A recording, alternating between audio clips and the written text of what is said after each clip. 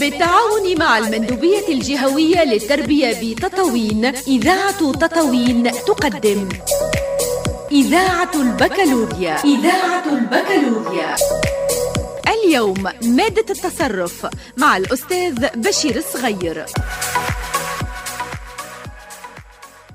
Bonsoir à tous les auditeurs de Radio Tataouine. Bienvenue à la séance Radio Baccalauréat consacrée aujourd'hui à la matière de gestion adressée aux élèves de la 4e année économie et gestion.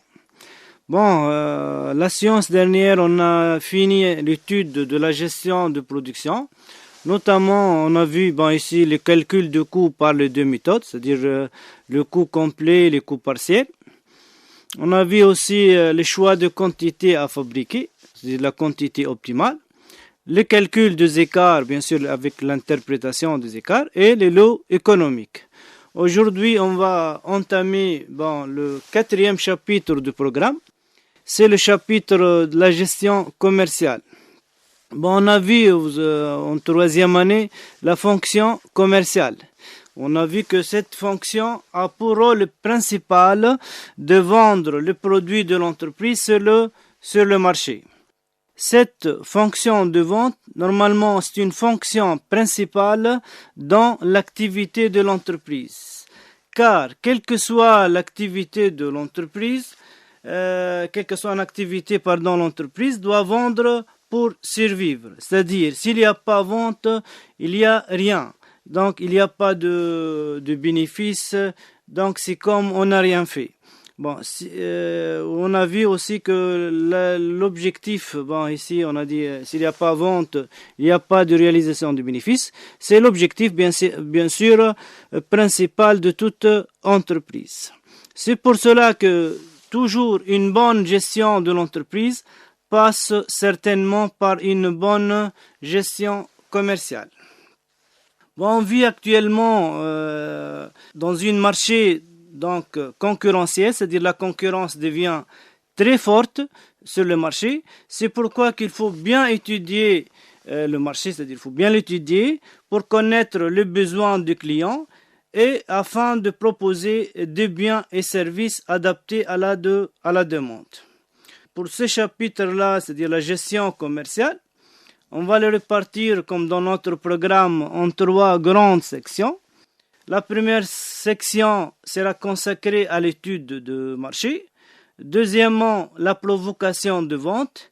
Et troisièmement, l'exécution et suivi de vente. On va commencer par la première section, c'est qui est l'étude de marché. Ici, la question, pourquoi on fait l'étude de marché? C'est quoi l'étude de marché? Quel est son objectif? On va commencer par la définition de c'est quoi l'étude de marché. Étudier un marché, c'est collecter et analyser les données liées au marché pour mieux comprendre et connaître les besoins des consommateurs. On va connaître aussi les concurrents et l'environnement du marché d'une façon générale. Donc, l'étude de marché est très nécessaire et primordiale pour toute entreprise pour connaître normalement les menaces, c'est-à-dire les contraintes liées au marché. Si on dit contraintes, c'est-à-dire les obstacles par exemple. C'est-à-dire sur le marché, on ne peut pas faire tout ce qu'on veut. Il y a de lois, il y a de règlements à respecter, il y a aussi de concurrents, etc., etc. Comme on a dit au début, on a dit il faut connaître les contraintes, mais aussi il faut connaître aussi les opportunités, c'est-à-dire les occasions disponibles sur le marché. On a vu parmi les qualités de gestionnaire, le gestionnaire doit être opportuniste, c'est-à-dire qu'il sait exploiter les occasions au bon moment, c'est-à-dire au temps opportun. Par exemple, on va donner ici des exemples pour les opportunités de marché. Par exemple, il faut connaître s'il y a des avantages fiscaux, par exemple, exonération d'impôts pour certaines activités, au début surtout, c'est-à-dire l'entreprise, exonérée de l'impôt, c'est-à-dire l'entreprise ne paye pas d'impôts au cours de première année d'activité. Il y a aussi, par exemple, on peut trouver des encouragements, des incitations aux investissements qu'on peut bénéficier aussi, sous forme de primes, de prêts, etc., etc. Pour réussir sur le marché, l'entreprise doit étudier plusieurs domaines liés bien sûr à l'étude au marché. À savoir, on va voir l'étude de l'environnement, l'étude de consommateurs, l'étude de la concurrence et aussi on va étudier les autres intervenants, c'est-à-dire les agents économiques qui peuvent intervenir sur le marché comme l'État, le distributeur, etc., etc. On va commencer par l'étude de l'environnement.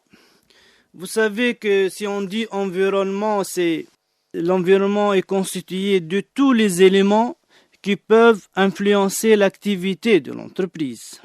Tout élément qui peut affecter, qui peut influencer l'activité de l'entreprise, ça fait partie de l'environnement. C'est pourquoi on a dit ici, il faut bien étudier l'environnement de marché.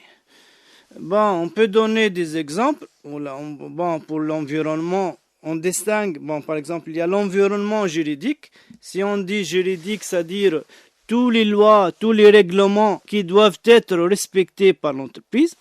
S'il y a par exemple des lois ou de règlements qui interdisent l'utilisation de certaines matières premières qui affectent par exemple l'environnement ou la santé des consommateurs, dans ces cas, il faut le respecter.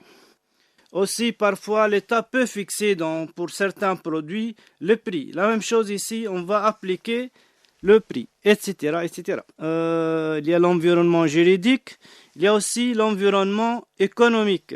C'est-à-dire, il faut étudier le niveau de développement même du pays, le pouvoir d'achat des consommateurs, le niveau des salaires, etc. Il y a aussi l'environnement socio-culturel, c'est-à-dire tout ce qui est tradition, habitude de consommateur, habitude commerciale, etc. Et finalement, l'environnement technologique. Bien sûr, l'entreprise, ici, toujours, elle doit essayer d'être à jour, point de vue technologique, c'est-à-dire pour s'adapter aux changements très rapides, point de vue technologique. Toujours dans le domaine de l'étude de marché, on va passer maintenant au deuxième élément, qui est l'étude de la concurrence. C'est-à-dire, si on va étudier la concurrence, il faut connaître les concurrents en termes de nombre, de stratégie de travail, c'est-à-dire comment ils travaillent les concurrents, leur prix, etc., etc. Il faut aussi, ici au niveau de la concurrence, il faut aussi connaître la place ou la position de l'entreprise sur le marché par rapport à ses concurrents. Pour savoir la position concurrentielle de l'entreprise sur le marché, on peut déterminer les indicateurs. Vous avez vu, même en troisième année, l'année dernière, au niveau des chapitres, la fonction commerciale. Le premier indicateur, c'est la part de marché.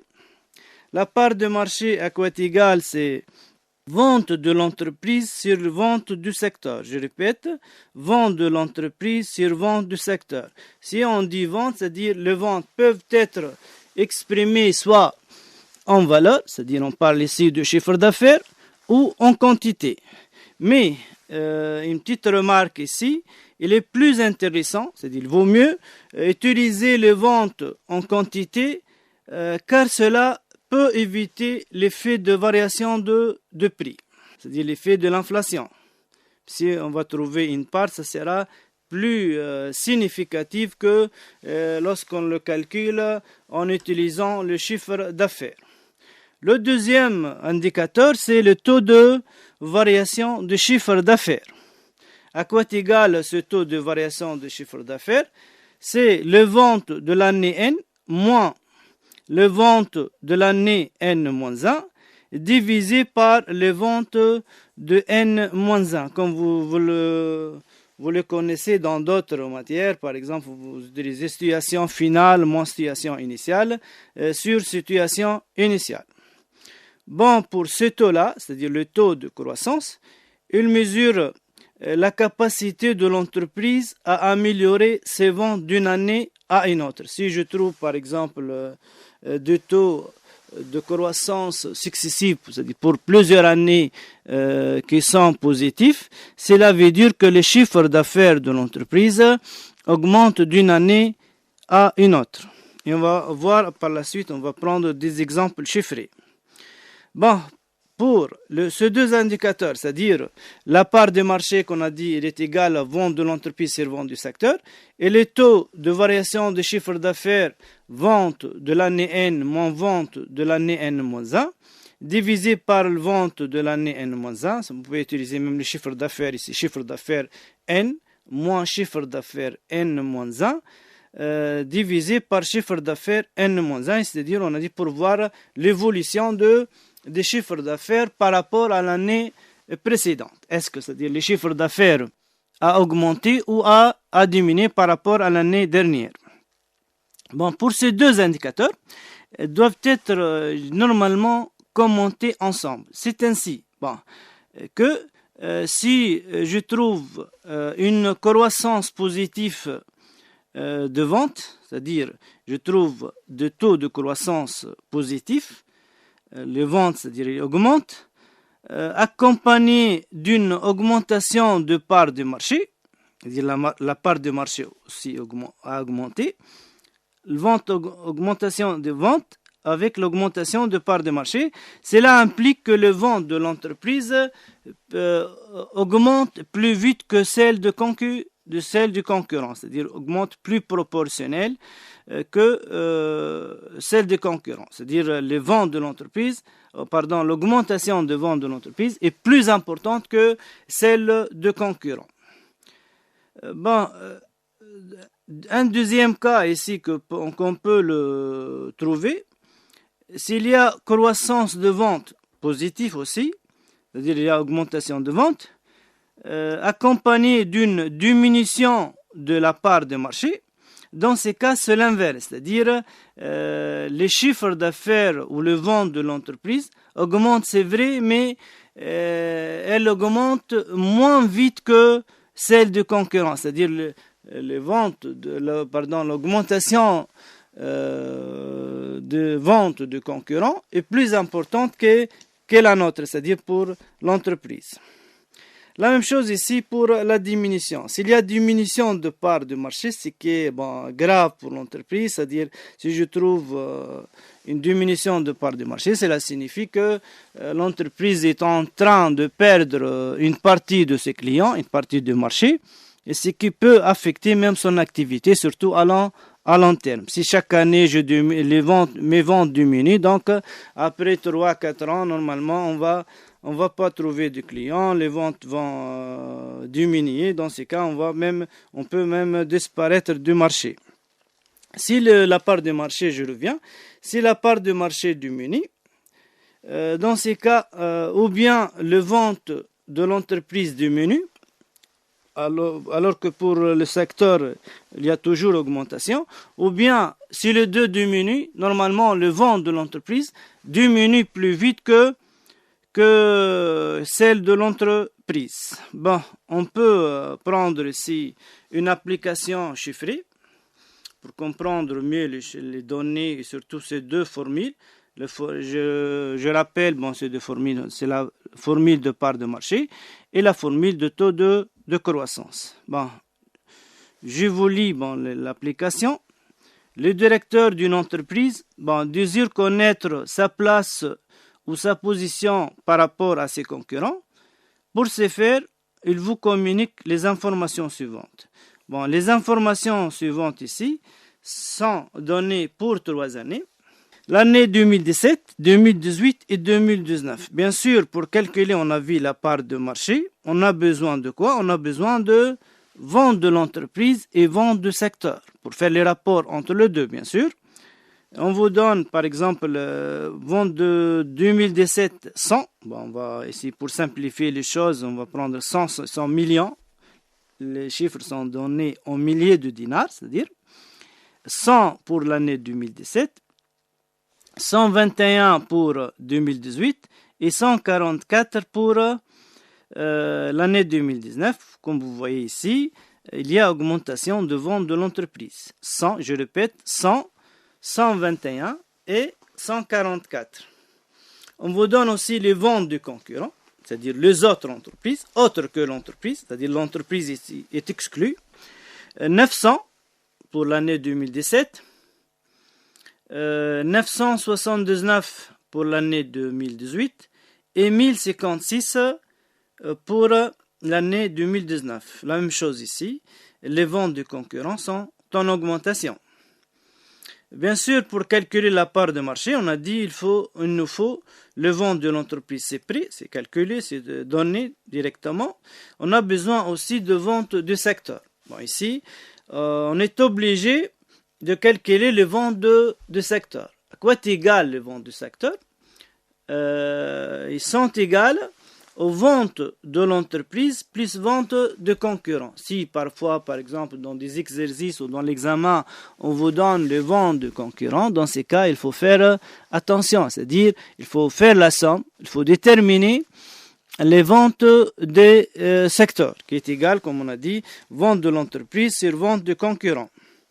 Bon, si je fais la somme de ces deux montants, je trouve pour l'année 2017, je répète, 100 plus 900 égale 1000, 1 milliard, c'est-à-dire.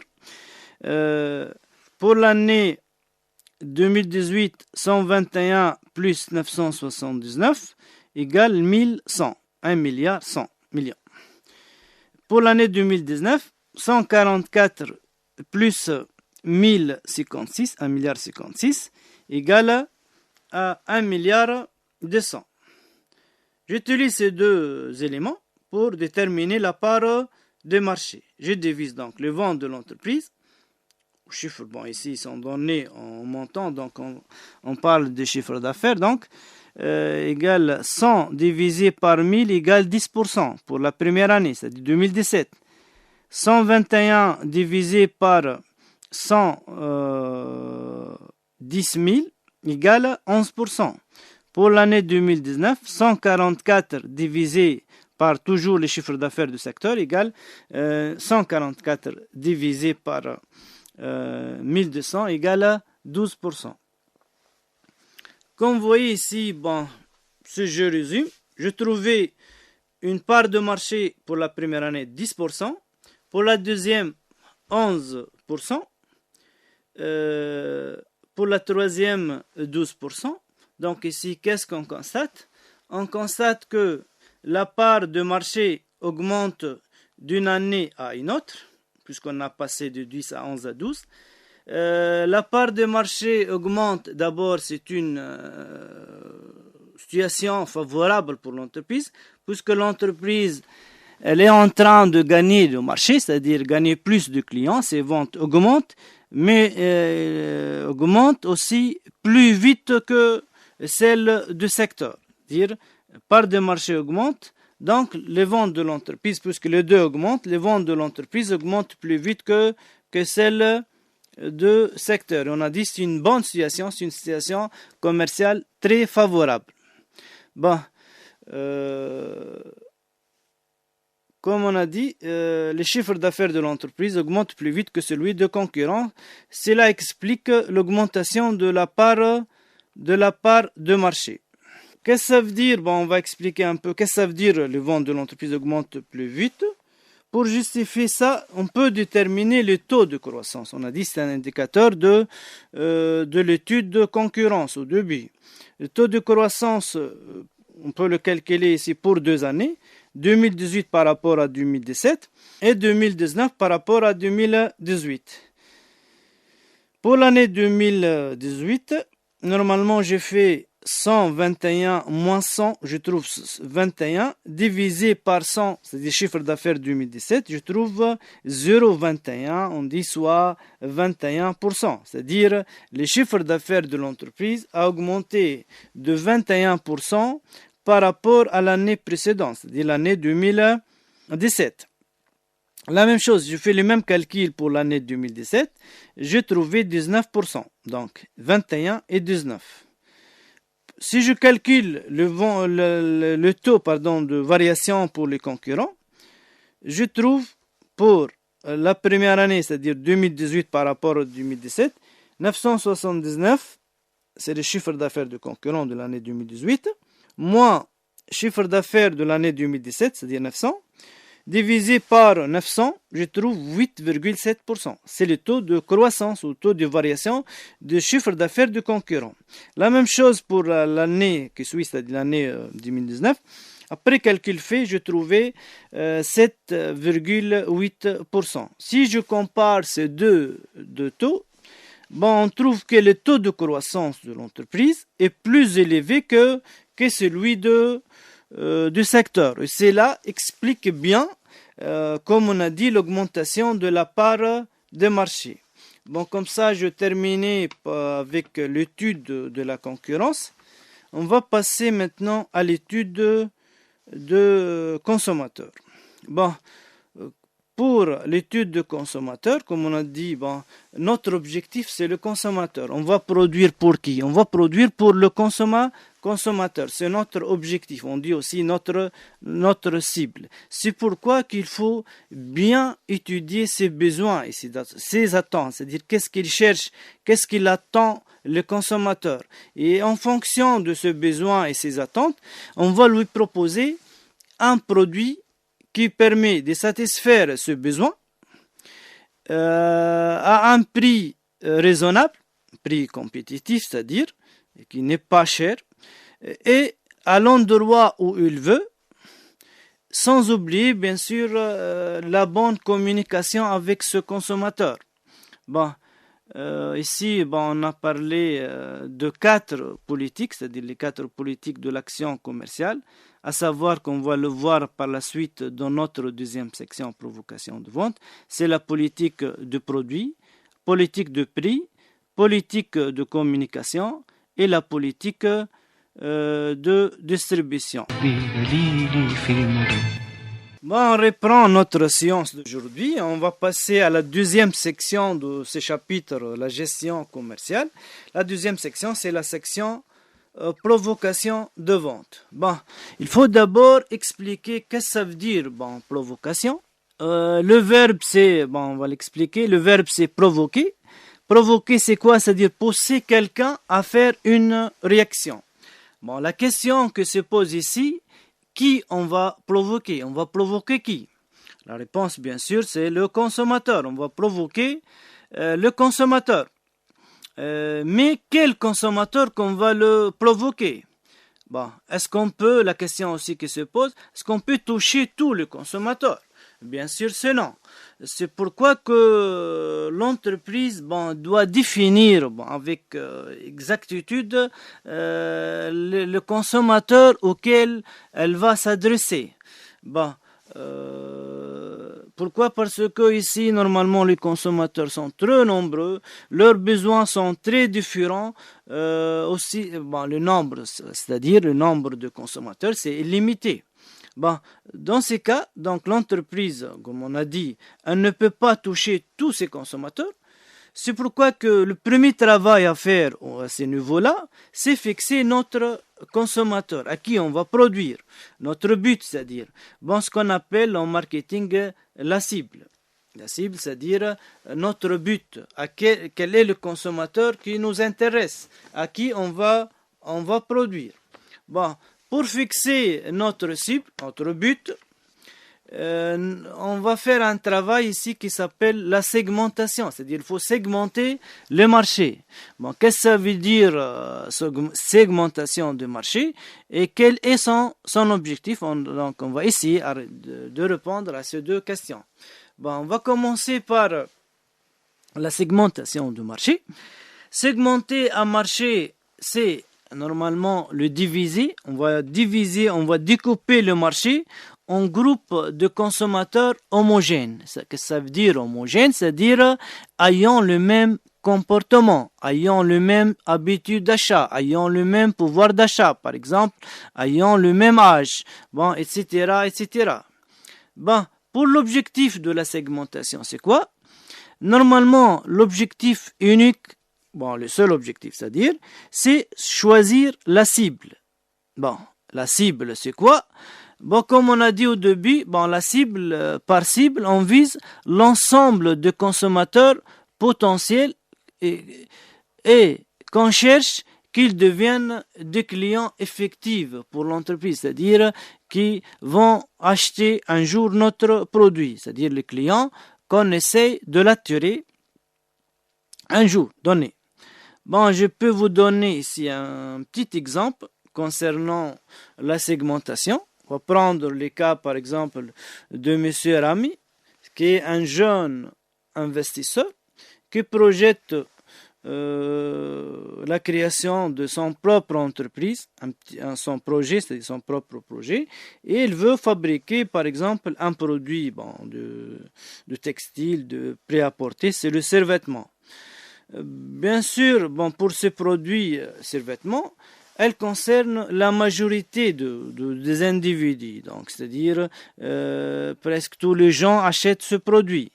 Ce qui est ici, ce qui est presque, on a dit, Monsieur Rami, c'est un jeune investisseur, c'est un débutant dans le domaine, donc normalement, elle ne peut pas fabriquer ce produit pour tout le monde. C'est pourquoi il doit procéder, pour M. Rami, il doit procéder à une segmentation de marché pour fixer son cible, c'est-à-dire pour fixer un cible bien déterminé, à qui il va produire, puisqu'on a dit c'est un jeune investisseur, c'est un débutant, il n'a pas les moyens nécessaires, il n'a pas les capitaux suffisants pour fabriquer ses produits pour tout le monde. Bon, on a dit, il doit d'abord segmenter le marché pour fixer un cible bien déterminé. Pour la segmentation, d'abord, il doit choisir des critères de segmentation, c'est-à-dire sur quelle base il va diviser ce marché. Bon, les critères ici, il y a plusieurs critères, les critères sont multiples. Il y a les critères démographiques, c'est-à-dire on peut diviser le marché selon l'âge, par exemple sexe, féminin, masculin, homme, femme. Et critères géographiques par région, et région par exemple urbain ou rural. Critères économiques, niveau de vie, mode de vie, pouvoir d'achat, etc., etc. Bon, si vous aurez, par exemple, un exercice dans le devoir qui traite cette partie, c'est-à-dire les segmentations, les questions qui peuvent être posées dans ces cas, on vous donne ici un marché total qui comporte un certain nombre d'individus et on vous demande de calculer le pourcentage par catégorie de consommateurs. Et si la réponse est simple, je prends le nombre de chaque catégorie. Si on a par exemple homme, femme, je prends le nombre d'hommes et je le divise par rapport au nombre total d'individus concernés par cette segmentation. La même chose pour les femmes, je divise le nombre de femmes sur le total. Si par exemple on a réparti l'homme homme moins 30 ans, homme plus 30 ans, la même chose, je prends chaque catégorie ou sous-catégorie ici et je le divise par le nombre total. On peut vous poser la question aussi, quelle est la catégorie la plus intéressante, c'est-à-dire quelle est la cible qui nous intéresse, à qui on va s'adresser. Bien sûr, on va choisir la cible qui comporte le plus grand nombre de consommateurs, c'est-à-dire avoir plus de chances de réussir sur le marché. Et une autre question qui peut être posée ici, c'est quels sont les critères utilisés. Ici, si on a pris par exemple pour ces survêtements, on a pris deux régions, par exemple région Médine, Tataouine. Ici les critères c'est géographique, c'est-à-dire par région. Si on a pris homme-femme, homme moins 30 plus 30, femme moins 30 plus 30, ça c'est un critère démographique. Bien sûr on peut se baser sur d'autres critères. Une fois on a fixé notre cible, on doit maintenant agir sur le marché. Comment agir sur le marché et quels sont les moyens qu'on va utiliser pour agir sur le marché?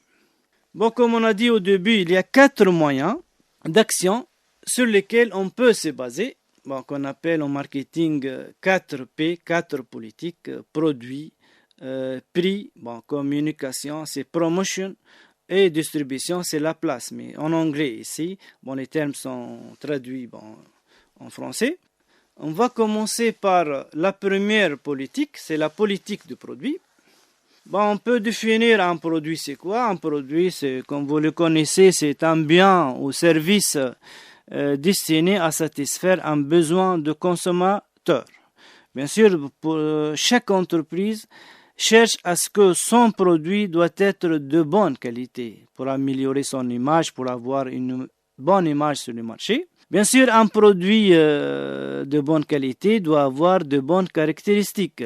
Un nom, une marque bien choisie, des emballages, de garanties associés à ces produits, c'est-à-dire on va associer des éléments plus meilleurs que les autres, que nos concurrents, bien sûr. Bon, pour le choix pour fixer cette politique de produit, le choix de cette politique dépend surtout, normalement, de la phase de cycle de vie ou les phases avec lesquelles le produit se passe. Généralement, le produit passe par 4 phases. On a la phase de lancement, c'est la première phase, bien sûr. La deuxième phase, c'est la phase de croissance, la phase de maturité et la phase de déclin. Ici, on peut le comparer même à un être humain qui passe, par exemple, par ces phases. Phase naissance, puis jeunesse, puis il devient adulte, puis il devient vieux, puis il meurt. Pour assimiler ces 4 phases, normalement, on va vous donner les caractéristiques de chaque phase. C'est-à-dire chaque phase se caractérise par quoi et qu'est-ce qu'il faut faire comme gestionnaire. On est des gestionnaires. Qu'est-ce qu'on va faire dans chaque phase, c'est-à-dire les actions nécessaires, le comportement de gestionnaire face à chacune de ces 4 phases. On va commencer par la première phase. C'est la phase de lancement. Cette phase est caractérisée, bien sûr, le produit, c'est nouveau sur le marché. Il n'est pas encore connu, produit peu connu. Puisque le produit est peu connu sur le marché, automatiquement les ventes seront faibles. Aussi, le coût, ça sera très important. Puisque le coût, ça sera très important, bien sûr, le bénéfice sera faible. Voire même parfois on peut réaliser de pertes, c'est-à-dire on va réaliser des résultats négatifs. Qu'est-ce qu'il faut faire dans cette phase, la phase de lancement? Comme on a dit, c'est une phase très difficile, le produit peu connu, vente faible, bénéfices faibles, etc. Dans ces cas, pour faire connaître d'abord notre produit, il faut engager plus de publicité pour faire connaître notre produit. Et surtout, on peut se baser aussi sur une bonne politique de distribution. C'est-à-dire qu'il faut faire arriver le produit au consommateur de la manière convenable. Ça c'est pour la première phase, la phase de lancement. Pour la deuxième phase de croissance, ici les caractéristiques sont les suivantes. Il y a élargissement du marché, c'est-à-dire les ventes commencent à croître, à augmenter. Le produit devient connu. Les bénéfices aussi augmentent un peu avec diminution du coût. Puisque, ici, on peut même se baser sur l'économie d'échelle, puisqu'il y a augmentation de production, augmentation de l'activité. Les coûts fixes vont diminuer, donc par conséquent, le coût de revient va diminuer. Pour les actions, qu'est-ce qu'il faut faire, bien sûr, dans cette phase? Il faut accélérer cette phase. Il faut augmenter d'abord la production, puisqu'il y a élargissement de marché, la demande va augmenter, donc il faut par conséquent augmenter la production, améliorer la distribution et poursuivre l'effort de publicité. C'est-à-dire, on va continuer dans la politique de communication. La troisième phase du cycle de vie du produit, c'est la phase maturité. Normalement, c'est la bonne phase. puisqu'il y a augmentation, c'est pas augmentation, mais on est arrivé aux ventes top de vente, c'est-à-dire vente maximum. Les ventes commencent à stagner, vente on a dit au maximum. Bien sûr, si on arrive à augmenter nos ventes, le bénéfice va augmenter aussi, augmentation du bénéfice, le coût va diminuer par conséquent. Bon. Qu'est-ce qu'il faut faire dans cette phase? Bon, on va essayer, puisque c'est la bonne phase, on va essayer de l'allonger le maximum possible pour en tirer le maximum de profit de notre produit. On va l'allonger. Pour allonger cette phase, on peut par exemple modifier un peu, faire des modifications. C'est-à-dire si on a passé aux actions nécessaires, qu'est-ce qu'il faut faire dans cette phase? Il faut faire des modifications, des innovations sur le produit pour allonger, on a dit, sur cette phase. On peut diminuer un peu le prix ici, puisque la concurrence devient très très forte. Donc on peut diminuer le prix pour attirer plus de consommateurs, pour augmenter les ventes. Et finalement, la quatrième phase, c'est la phase déclin. Dans cette phase, qu'est-ce qu'il y a?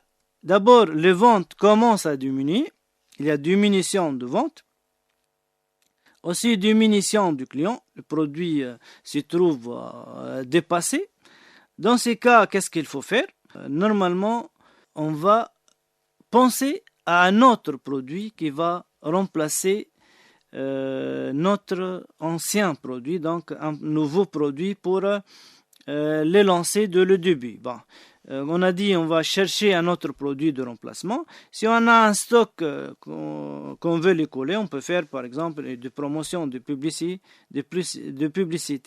Dans l'examen ou le devoir, les questions qui peuvent être posées dans cette partie, c'est-à-dire la politique du produit, surtout on peut vous poser la question dans quelle phase de cycle de vie le produit se trouve.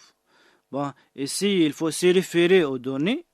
Les données, généralement, ce sont les chiffres d'affaires de plusieurs années ou en courbe d'évolution du chiffre d'affaires. Dans ces cas, il faut faire attention. Surtout, il faut se concentrer sur le chiffre d'affaires de la dernière année. Si on a, par exemple, le chiffre d'affaires, si je reviens même à la première application, je prends le vent de l'entreprise, il y a 100, 121, 144. Ici, je vois, pour l'année 2019, le chiffre d'affaires c'est 144 000. Je vois l'année 2018 qui est inférieure à ce chiffre d'affaires. La même chose pour l'année 2017. Quelle est la phase ici? C'est clair, c'est la phase de croissance, puisque le chiffre d'affaires est en train d'augmenter rapidement. Si je trouve par exemple l'année 2018 et 2019 presque égaux, dans ces cas, on est arrivé au top, les ventes commencent à stagner. Dans ces cas, c'est la phase de maturité. Si je trouve pour l'année 2019 un chiffre d'affaires inférieur à celui de 2018, dans ces cas, on se trouve dans la phase de déclin. Ça sera tout pour aujourd'hui. Je vous remercie beaucoup d'avoir suivi notre séance. Bon courage et à la séance prochaine, Inch'Allah.